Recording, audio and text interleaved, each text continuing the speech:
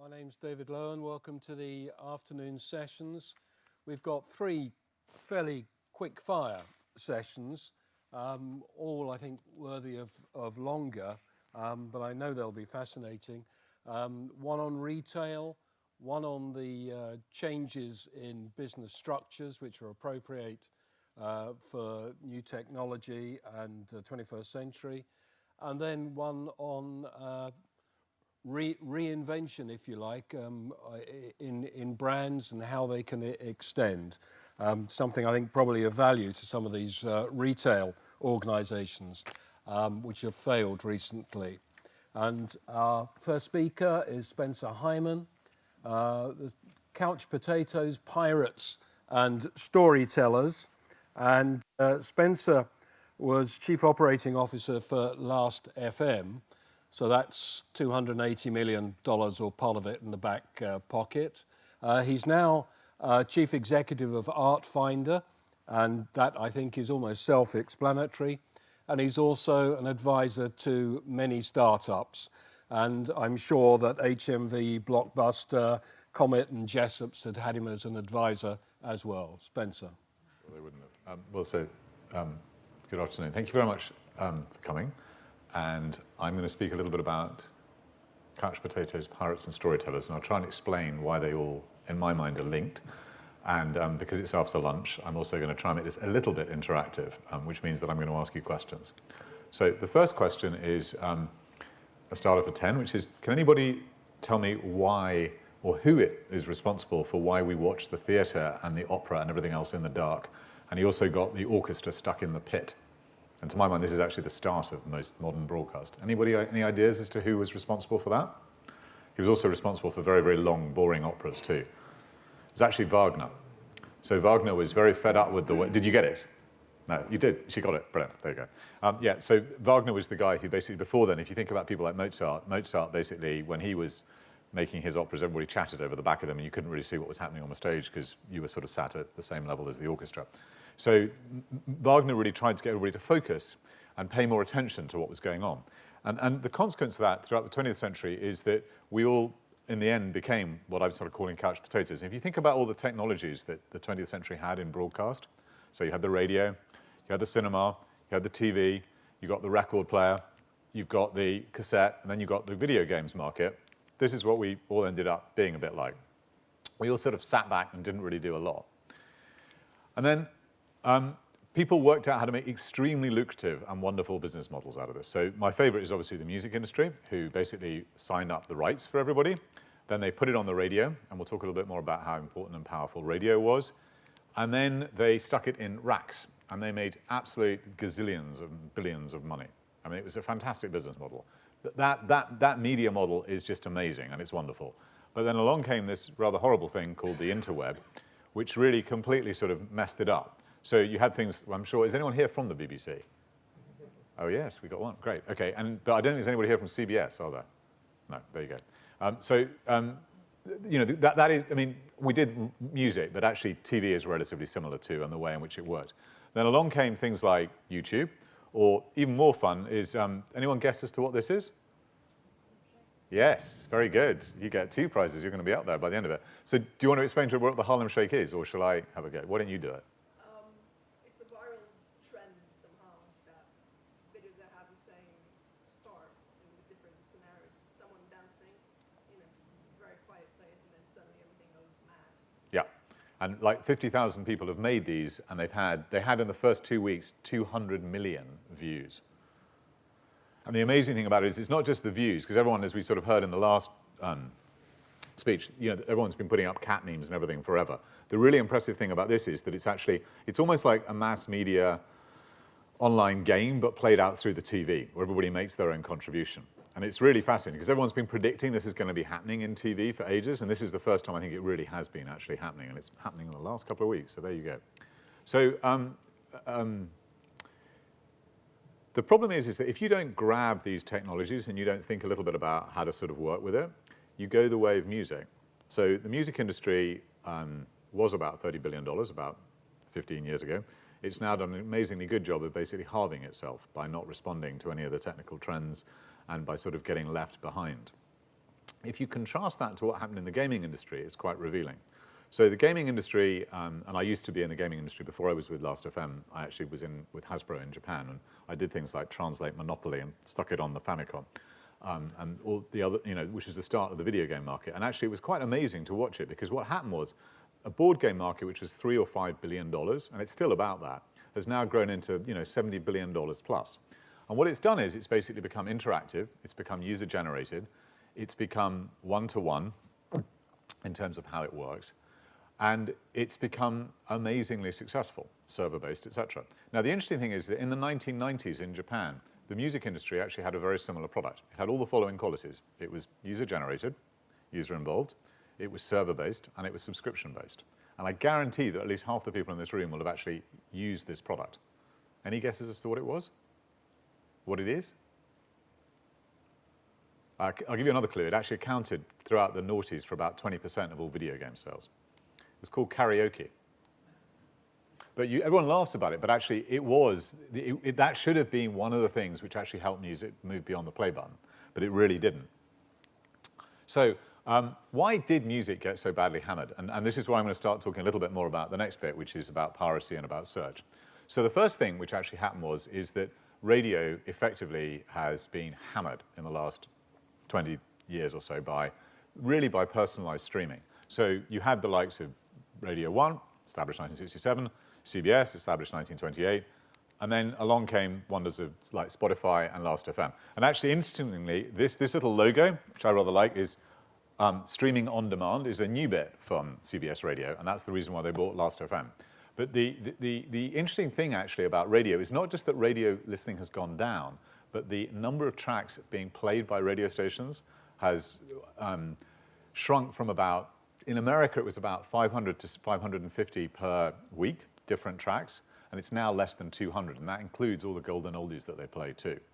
So if you want to know why it's so difficult actually for new music acts to break out, it's not just that they can't rely on radio because people aren't listening to radio, it's also because actually trying to get your track played on radio is incredibly hard.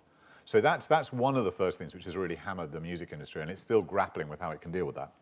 The second thing which really sort of hammered the music industry, and it has unfairly hammered it much more than any other industry, is that the consumption devices. So this is the first thing that we all got used to listening to music on, which is a wonderful radio. And then most of us probably remember this. And then a prize for 10 for anybody who can actually identify what that is, if they can get the name of it. And you're not allowed to do this because you know what it is. So that's actually the first commercial MP3 player. It's called the Enger, the F10, which was shown as just a prototype device at CeBIT. And it was so successful that they actually immediately, within 3 months, started to produce and make it until it was overtaken by this, which is the Rio. And then along came, as we all know, these wonderful devices. But basically, devices do make a huge difference. And, I think one of the interesting things about why books is actually not having to deal with the piracy issues is that the book industry has learnt from it. And actually, things like the Kindle and the Kindle readers have done a phenomenally good job of not allowing themselves to be bypassed in the same way music was. There is one other reason as well, which is this. So here you go. This is another good starter for 10 for you. After Google, who do people think was the second biggest search engine for most of the noughties? Somebody in China, maybe? Baidu? Bing? Any other ideas? YouTube? Nope. Nowhere near YouTube. It's much bigger than YouTube. Yahoo? Nope, not Yahoo. It's LimeWire. Everyone know what LimeWire is? LimeWire is the peer-to-peer networking search, which basically you did all the file swapping through. It actually had a rubbish search engine, which actually meant that you had to search lots of times to find what you wanted, which is one of the reasons why it got so big. But it's also because one of the biggest categories of search is music. Music is amazingly amenable to being searched for. So you can search by track name, you can search by lyric, you can search by artist, etc., etc. Much, much easier to search for music than it is for just about any other category. And so that's another reason why I think that music actually got so badly hammered. And I want to come back on and talk a little bit about search in a moment too. So the next bit is a bit more fun. So can anyone guess as to what the following industries have got? Actually, I'll just do this one. And anyone guess as to what those industries have all got in common? Hollywood, cable TV, YouTube, commercial radio, internet radio, Betamax. They've all been accused of piracy. The reason why Hollywood is actually on the West Coast as opposed to the East Coast is because Edison forced it out there. He tried to sue it into the ground through using patents. Almost every successful industry in the media industry gets accused of piracy. Even more fun than this is a brilliant observation by a bloke called Matt Mason, who wrote a wonderful book called The Pirate's Dilemma. Anyone would like to hazard a guess as to why Americans are called Yanks? Anyone know the origins to this? It's actually quite a fun story. So in the 13th, 14th century, the Flemings and the Walloons called one another Yanker. And that basically meant freebooters or pirates. And then in the 16th century, when we had such great heroes as Francis Drake, he became known as a Yanker, as a freebooter, or as a pirate. And then in the 17th and 18th century, when America was busily ripping off everything they possibly could from the Industrial Revolution and intellectual copyright from then on, we started to call them Yanks. And they then took great pride in this and called themselves Yanks and wrote Yankee Doodle and everything else. And that's the reason why Americans are called Yanks. It's not there are other theories as to why this is there, but that actually is one of the great theories. And it's a brilliant book. Matt Mason's book on piracy is fantastically good to read as well. But anyhow, so the next time the RIAA tries to take any of you down, just remind them as to why they're called Yanks. So I'm now going to go slightly off-piste, and I'm going to talk a little bit about why I think the web actually does encourage piracy in a slightly different way. The web is basically designed to be open and friction-free with lots of standards. So if you think about the way the hardware and bits of it works, it's got the Ethernet, it's got the PC and everything else like that. It's based on standards which everybody can develop to. Network, same thing with TCP/IP. The demonstration layer, HTML, XML, everything else. Then when you get to actually the content layer, it gets to be a really big mess because there isn't anything similar to that. All the engineers who are coming up with it, they basically got their own licenses, like the GNU license to basically figure out how you do software on the web, but there's no equivalent to actually how you manage content. So normally in a broadcast conference, the mention of this, Creative Commons, is met with sort of howls of derision and fear. But actually, I personally believe that Creative Commons is probably the best hope we have as individuals to actually being able to hold on to our rights and actually develop the right sort of intellectual framework for how we do it. So Creative Commons is actually a fantastically good way for individual producers, for individual writers, for individual musicians to be able to actually share their work and hold on to it and actually assert some form of copyright on the web. And if you don't believe me, here are some examples of people who actually use it quite powerfully and quite effectively. So Bloomsbury Academic, so this is actually a proper academic publisher who's actually extensively using it. The White House uses it extensively. All sorts of science people use it. So the Personal Genome Project uses it. And then, of course, Al Jazeera use it. So the guys who are basically bringing out loads of the stuff from Syria as well, the Syrian Deeply movement, they're also using Creative Commons. It's one of the few ways that you can actually protect your own moral rights. If you put stuff up on YouTube, as you well know, you give away tons and tons and tons of rights. And it's one of the great shames, actually, is that Yahoo did a great job with Flickr at promoting Creative Commons, but unfortunately, lots of the other sites, the user-generated sites since then, have not been following it through. So back to search and e-commerce. So this is where I'm going to try and sort of link some of those lessons in media to what I think has been happening inside e-commerce. So if the secret to retail has traditionally been location, location, location, I would argue that the secret in e-tail has all been around search. And what I mean by that is that if you think about the obvious categories which first went online, it's all the things that Amazon did. So it's books, it's music, it's video, it's software, it's video games, it's electronics. They're all things which are amazingly simple to search. What's really bizarre is that the obvious things which we would have thought would have gone online first because they had big catalogs, like fashion, like LL Bean, they spent a hell of a long time trying to work it out. And I think the reason for that, well, sorry, I'm going to come back to that in just a sec. So I think the reason for that is basically this, which is that if you think about how the traditional marketing funnel works, you need to raise awareness, pique interest, get people to buy, then get people to try and sort of find it, and then to try and transact. Almost everything that's happened so far on the web has been around search with a little bit of upselling through recommendations.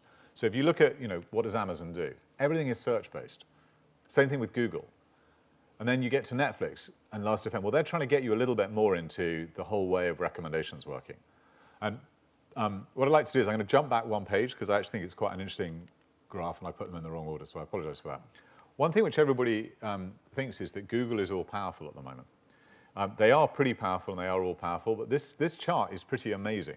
What it actually says is that in 2009, about 30% of all the people who were looking to buy things online started with Google. And about 18% started with Amazon.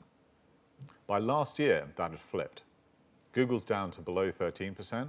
Amazon's up at almost a third of all searches. So Amazon is really becoming, for anything which is searchable on the web, amazingly powerful. But, and this is where this other stuff comes in, actually what's interesting now is that we're moving up beyond the transactional level inside how we think about e-commerce. And I'm going to give you a little bit more on this. So you basically get people like all the social stuff, so Facebook and Pinterest and Groupon, we'll talk a little bit more about that. And then you get people who are basically trying to actually get the serendipity, raising awareness, actually inspiration and enlightenment. And we'll talk a little bit about how art fits into that, but also jewelry and wine and fashion too. But the first one I'd like to point out is that serendipity is not something which you normally associate with the web. Until along came the likes of Living Social. Who'd ever heard of fish pedicures before you saw them in those wonderful emails from Groupon and Living Social? Or teeth whitening? If you think about it, before then, the web was not good at serendipity. It was reasonably good at upselling and basically giving people recommendations, but it really, really wasn't good at serendipity. And also, I would argue that it hasn't actually been brilliant at seizing the advantage of social.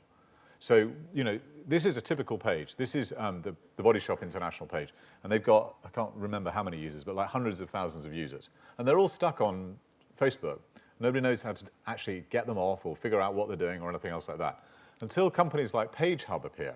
And what PageHub actually do is they basically show how you can seize that opportunity by getting people who are fans on Facebook to then start sending emails to all of their friends saying there's this great deal, there's this great coupon, here it is, you can send it. This is one of the few examples actually I think of where people are really getting smart about using social to do e-commerce. I think to date social's actually been a bit of a dream which actually we haven't been able to use as powerfully as we think. But I think we're now at the turning point when it is actually starting to become a little bit more powerful. So that will also hopefully inspire a little bit more serendipity, and who knows, we'll be recommending fish pedicures through this as well. The next bit is just basically people learning how to tell stories. So Net-a-Porter have done an amazing job of basically, I mean, David Rowan was talking about it this morning, but it is basically, they've taken the community angle, they've taken the storytelling, they've taken the browse, and they've basically made it possible to get people to buy stuff which otherwise you wouldn't be buying, which you traditionally haven't been buying online, which is high-end fashion. And now I'm going to talk a little bit about one other category, which is radio. And art. So this is a picture of Beethoven. And if you were around 200 years ago and you were the Archbishop of Mainz, you were a little bit like Roman Abramovich is today with art. You actually had it made. You had your own concert hall, you had your own orchestra, you could invite your friends around, and you could get Beethoven to put on a little bit of music for you. And if you were anybody else and you actually wanted to listen to music, you either had a choice. You could either go down to the local church and hope that Bach was playing for you, or you could listen to the local fiddler. But it was really pretty difficult to actually get music in your lives. Then along came a couple of technologies which radically changed this. So radio and records. And actually the gaming industry did the same thing. So the gaming industry was all on boards. And then along came these wonderful things like the Famicom. And by the way, to anybody who thinks this wasn't consciously done, I'm going to give you a little story, which is that, who knows the game Twister? Yep. And how do you play Twister in the West? What does it come in? It comes in a box, right? Do you know what it comes in Japan? It comes in a tube. And do you know where they play it? Where do you play Twister in the UK? Normally play it at someone's home, right? In a home. Yeah. The problem in Japan is that people don't go around to one another's homes that much. So Nintendo, Yamauchi-san actually spotted this. So he basically made Twister into a game which teenagers played on the beach. So you rolled it up, put it in a tube, had it with dice, and you'd actually take it out. And he's the guy who basically worked out what the screen could do for video games, for board games, and make them into that business. Now, the reason why I'm saying all this is that art's very similar.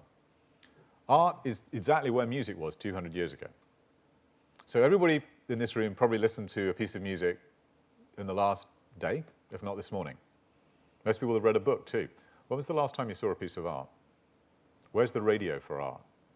So the interesting thing is we now have screens and we now have things like tablets, which actually can radically change the way in which we can consume and actually work with art. And so what Artfinder is trying to do is basically use the inspiration and the educational angle to show you a bit more about art, giving you a piece of art every day in your inbox, but then also pointing out that if you like this Hiroshige print, actually it's not the millions of pounds that everybody thinks that it costs. You can actually buy a really nice Japanese woodblock print from the 19th century for less than £100 if you want. And people just don't realize that. So it's a way of sort of encouraging the serendipity and using all the technologies. Or similarly, Botica, which is a fantastic UK company, has basically figured out how to get people to be selling jewellery or buying jewellery online. What they do is they replicate the way in which people actually buy in a market. So they show you lots of different items, find the ones which pick your fancy, and then what they do, which is really the unique part, is they tell you the story behind that piece of jewellery. They get the individual designer to actually write and have a little video and tell you more about the story. And then the other guy who's absolutely awesome, and if you're in America and you're in New Jersey, it's worth going to the wine library just to go and see this guy. And if you have got any interest in wine, tune into this guy's daily video casts. He's been doing them for the last 3 years every day, and he's done over 1,000 of them. And he basically sits there, and he will tell you about a wine in the most amazing, commonplace way. And he's grown this business from nowhere in like 3 or 4 years to, $100 million plus. And it's just purely on his storytelling capabilities. So, back to storytelling. This guy, Gary Vaynerchuk, who's the wine guy, actually says it, I think, pretty amazingly well. So, his basic line is that, it's the most underrated skill we've got. And then the other guy who I just want to quote a little bit, and I want to then tie it back to piracy for a little bit, is Dickens. So Dickens was pretty amazing. So first of all, there's Dickens basically with serialization. The other thing which most people don't realize is that Dickens was also one of the great anti-piracy crusaders of his day. So he went to America and was feted there and spent most of the time abusing Americans in 1837 and 1842 for knocking off his works. Because basically, at that point, that's the reason why they're called Yanks, as we said earlier on. Americans could basically just take anyone who wasn't an American, print their books, and not have to pay them a royalty. The only way, as a Brit, you could actually get you royalties in America at this point was to renounce your British citizenship and become an American. So, and Dickens did a fantastically good job of sort of fighting and pushing on that. So, because we had, I'm just going to throw in one last slide and then I'm going to stop. So, does anyone know what this is? Has anyone heard of something called the Gutenberg parenthesis?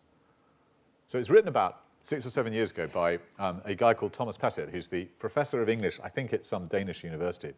And it's actually fascinating what he suggested, and it's a little bit to do with storytelling. What he basically pointed out is that before the printing press, the way in which stories and knowledge in general was communicated was by people standing up and basically telling stories. And it was very interactive, and there was a lot of what we'd now call mashups, of people actually sort of blending and developing the stories and going on about the way they wrote themselves. And actually, at about the time of Shakespeare, and this is his expertise, and this is the reason why he came up with the thesis, is that about the time of Shakespeare, this started to change. So if you look at the early works of Shakespeare, he was clearly ad-libbing them. He never claimed any authorship for them. But by the end of his life, Shakespeare's actually, writing the folios, actually codifying it. And what happens is this whole notion of, the printing press, the works being made permanent, immutable, the way in which publishers, broadcasters can basically market and push them out becomes the way in which we compose and put stuff together. And then along comes the web. And the web actually almost moves us back into a pre-Gutenberg area, in which case, in the sense that the storytelling becomes much more interactive, much more communal, and it becomes much more about sampling, remixing, borrowing, appropriating, etc. And the problem is we don't really have a rights framework to deal with this stuff, so that's the reason why I would suggest that we all look very hard at Creative Commons. But anyway, so right, that's the end of my presentation.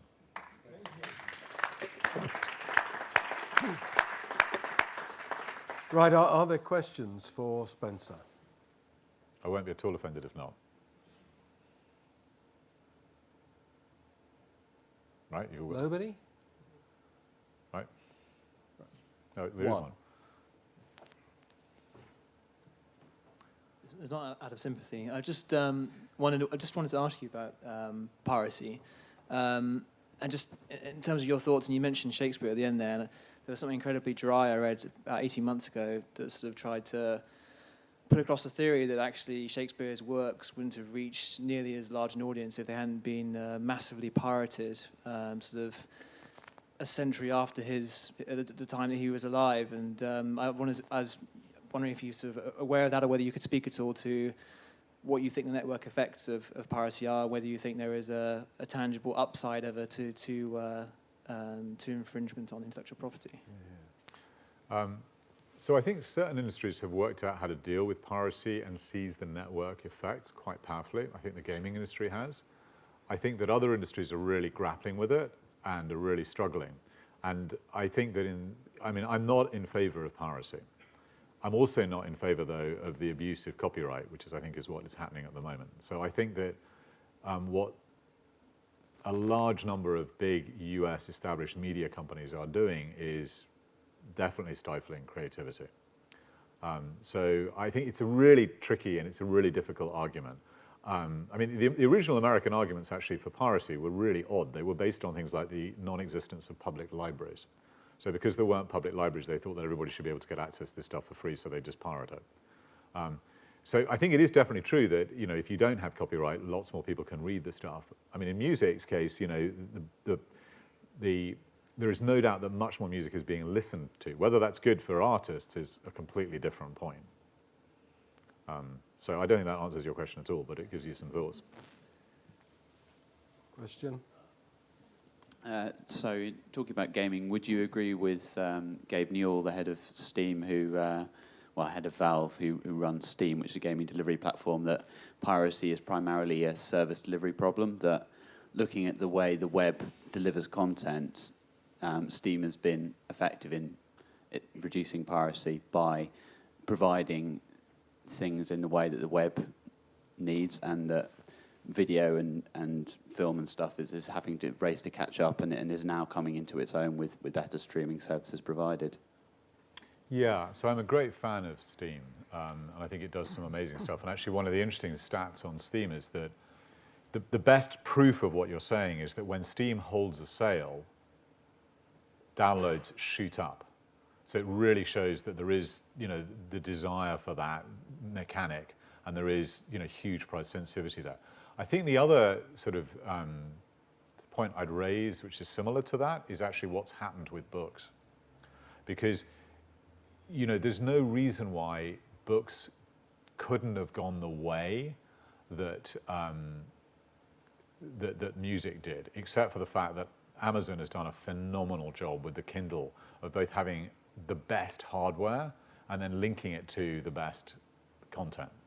I mean, you may have your arguments about what Amazon's doing elsewhere, but in terms of, you know, showing how piracy can be controlled, Amazon provides a pretty good example. Now, obviously, it's much harder to rip books than it is to rip music. But having said that, you know, I mean, David did it this morning too. Virtually any book you want, you can get on a PDF on Pirate Bay. So, yeah, I mean, I think your point is well taken and right.